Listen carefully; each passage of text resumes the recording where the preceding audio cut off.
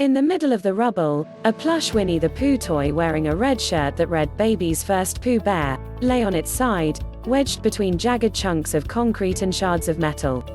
A rescue worker searching through the debris of the Champlain Towers south for survivors picked it up and dusted it off.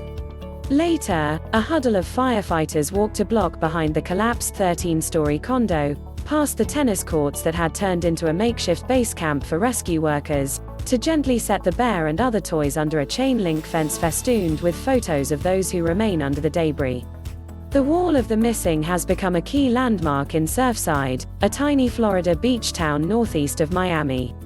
A makeshift memorial for those who lived in the tower that suddenly fell last week in the middle of the night, it has become a place to pay tribute to those who have not yet been found but have not necessarily died.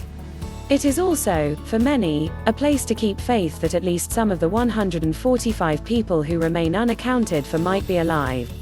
6 days after the collapse of Champlain Condominium, the death toll had reached 18.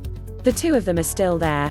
Mario Gonzalez, 65, said Wednesday morning as he dropped off a bouquet of flowers for his longtime friend Oresme Gil Guerra, who he grew up with in Cuba, and his wife, Betty Guerra. The couple had lived in the tower for a few months.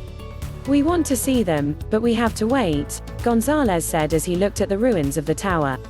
"God's got the last word." Thousands of people from across the Miami area have flocked to the wall in recent days, enduring sweltering summer heat and torrential tropical storms, to weave fresh flowers into the chain-link fence, drape rosary beads over photos, and scrawl messages to the missing.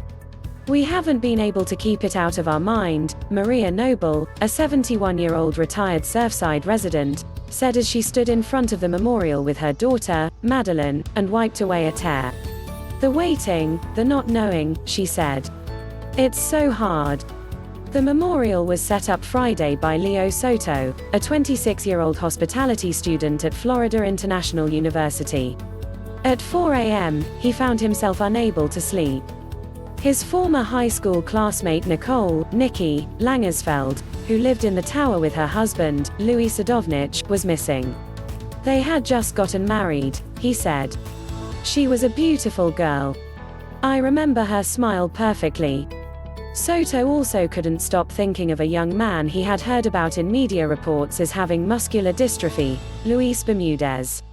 Family members had said Bermudez could not walk or scream for help, details that haunted Soto. He hoped that Bermudez's mother, Ana Ortiz, had been able to tell him she loved him. After scouring the internet for images of the missing, Soto printed out few dozen sheets of paper with photos of the missing and called grocery stores and florists, asking them to donate flowers.